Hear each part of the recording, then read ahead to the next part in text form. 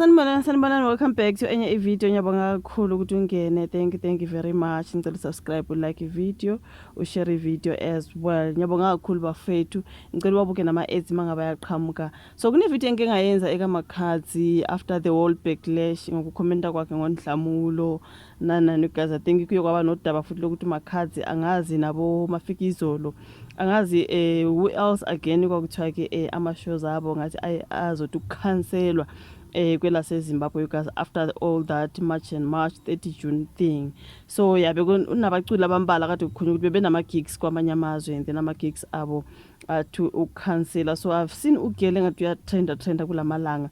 Ngiyakhumbula ngale yandaba kaNhlamulo yogcina ixolisile. I think ngayenza i-video lana. Sometimes I just confused ama videos ami ukuthi ngiwaposte kuphilile Barbara noma ngapha kumnkosi nophilile. Okay, so bathi ke uMakhadzi you guys iwanxusa ubunyeke kuma-Afrika ngemva ke kokuvela kwembuko yokuthi ke abagqugquzeli bemicimbi yaseZim bafuna abaculi base-South Africa bavinjele kunandiseni endaweni yaseZimbabwe. So lokhu kuye kwaze emva kokusimama kwemikhankaso enxusa abokufika abakuleli ngokungemthetho kuba ke babuyele emakhaya okuye kwathinta kakhulu abantu baseGhana, iMalawi, iZim kanye neNigeria. Okay, so uMakhadzi kuye waba ngomunye wabaculi ade bemenyiwe ukuba banandise kumkhosi weCheso Power eZim ngoJuly bekuyi-31 zika July. Okay, so lo mcimbi uhlelwe ke ngumpromoter uPatson Chimbotsa ngokubambisana nabaphathi bakaMacheso. If you know umculi waseZim Alik Macheso, abantu abaningi ke baseZimbabwe bakhala ke ngabahleli bemicimbi abakhonze kakhulu imali yaphi kunemizwa yabo. So lokhu ke kungemva kokuvela ke kweziphakamiso zokuthi asihoxiswe isimemo sika Makhadzi kulo mcimbi ke. So uMakhadzi uyanikela inkundla zokuxhumana wegazi kaFacebook efaka kuqembu olukhuthaza ke ubunye kuma-Afrika, right? Yeah, there's just a whole lot around the whole March 30 June, artists being cancelled. Khona manje kune video etrend yaseMozambique, abantu baseMozambique bexoxa basemzansi. Yo guys, like yazi kuningi nje ezweni or angithi nje emazweni. There's just a lot happening. Abantu bayazondana, abantu bayenyanyana, abantu ababoni ngasolinye, kuningi abahambe ngapha abahambe ngale. Ngapha ababuye like yo for me nje you guys kuningi nje kanti why kuphithizela kanje ezweni, why kuphithizela kanje emazweni. For me nje ngizwelana nabo Makhadzi nabo Mafikizolo namanye ama artists ebengizwa ukuthi ebaye bakhansela. I think ngiyabona futhi i-video ka DJ Cleo ubekhuluma naye ngokuthi ube negigi kuphi, ukhulume nje kwamanye amazwe angapha phezulu not ngapha kuboZim Mozambique this side. Ukhulume ngayiphi country uDJ Cleo ethi ube negig and leyo gig isikhanseliwe. So for me I'm like yo sekumele nje la kongwase South Africa asebenzele South Africa, ongwaseZim asebenzele eZim, ongwaseMozambique like akusavakashelana, akusasetshenziswana, hayi gazi ngenxa yemashini mashi hayi bafethu like kuningi nje. So ke kuthi abaye baphawula ke abantu you guys emva kokuthi uMakhadzi ke anxuse you guys akhuthaze nje ukuthi ama-Afrika awabe munye. Okay, so ukhona othe ungakhathazeki Makhadzi, abantu abakuzondi kodwa ngenxa yesimo samanje angicabanga ukuthi ukwenza umcimbi eZimbabwe kumqondo omuhle. Empeleni nje akuphephile, abantu bathukuthele bazama ukwelapha izinhlungu zabo nokuthola ukuthula.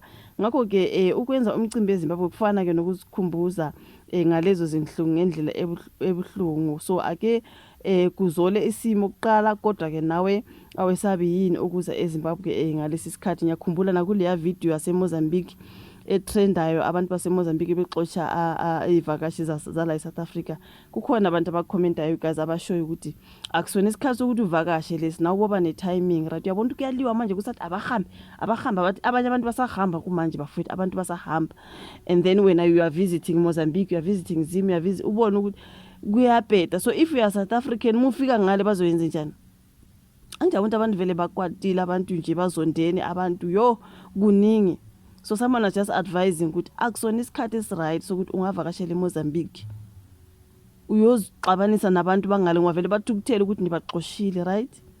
So yile advice enikezwe uMakhadzi ngomunye wathi akusona isikhathi esiright lesi, akume kancane isimo singathi siyathukuthi, you know, ngoba khona manje anything can happen when you visit another country. Omunye uzowathi ngiye ngasurvive kwenye situation, I think that person is UK or America, uthi ngiye ngasurvive kwenye situation, I had to say I'm from Zimbabwe but the person is South Africa. Guys, like isimo sibi. Ukhona othi inkinga Makhadzi ukuthi uma useZimbabwe uzobucula phambi kwabantu baseZimbabwe, hayi abaseningizimu Afrika. Yibo kanye laba abantu baseZimbabwe abanabafuwabo nodadewabo abahlupheka emgaqeni yaseningizimu Afrika. Uyangizwa yini ukuthi ngithini? Siyakuthanda kakhulu kodwa linda ukuze kwehle imimoya. So ngabantu ke bem-advise uMakhadzi ukuthi hayi ukuthi abantu bayamzonda, intukuthelo nje yaliyo yonke lento yenzakayo yokuxoshwa kwabantu bokufika. Even though abantu bethi no sithi asifuna abantu abangena amaphepha, guys, like umbani umuntu ongena amaphepha nje lana, yonke lento yokuthi abantu amaphepha for me nje just an excuse. Xoshwa nje abantu abamnyama eSouth Africa, asiyeke indaba yamaphepha. Yonke lento ukuthi abantu abanamaphepha is just an excuse, you guys. Xoshwa abantu abamnyama eSouth Africa, kusala belungu namandiya namakula, like abalwiswa nje labo bantu, kuliswa nje especially this side Mozambique, Malawi. Mbona abantu abaxoshwa eSouth Africa, asibeni nje neqiniso bafowethu, asibeni neqiniso nixotsha Malawi, Mozambique. Amakula lana lokwenicula into amakula anibaxoshi labo bantu, ngixoxa laba nje abahlupheke, abazihluphekele futhi abanganalutho. Isho nje ukuthi asenifuni ngoba nisihluphekela ninalutho, aninamashop, niyabona leyo nto leyo. Ukuzondana nje indaba yamaphepha is just for me nje excuse, ngoba bakhona abantu abanamaphepha they to find themselves being chased away. Abanye bebeshayela sibone ukuthi umuntu unali iphepha nje uyasho ukuthi guys I'm legal here, kodwa umuntu is going through a lot. So why mele umuntu legal manje abe nenkinga ngoba phela nithi abangena amaphepha? Ubani vele ongena amaphepha? Mhlambe bakhona ngali but ke hayi it's rare. So nje hayi for me nje khona manje sokungumsindo abantu bethu asena abaqashi thina sesifuna abaqashi bethu back. Yo amakula wavule, sibona ama video nje abantu bethi hey vulani, open the shop, open the shop. Ngibona enye video yasePitoli uthiwa bulani ishop utsalina ukuwayibona leyo nto. So guys, ningagijima namamashi nabantu bekhankasa, abantu bepolitics, ngempela nizosala nibambwa ngaphansi ngoba ipolitics yonke lento. Amaphepha kwenzani bafethu? This is just politics.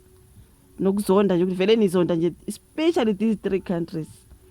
You know what I mean? Not everyone is bad. Angali izigebengu zikhona because bayamosha. It's not everyone who's a criminal.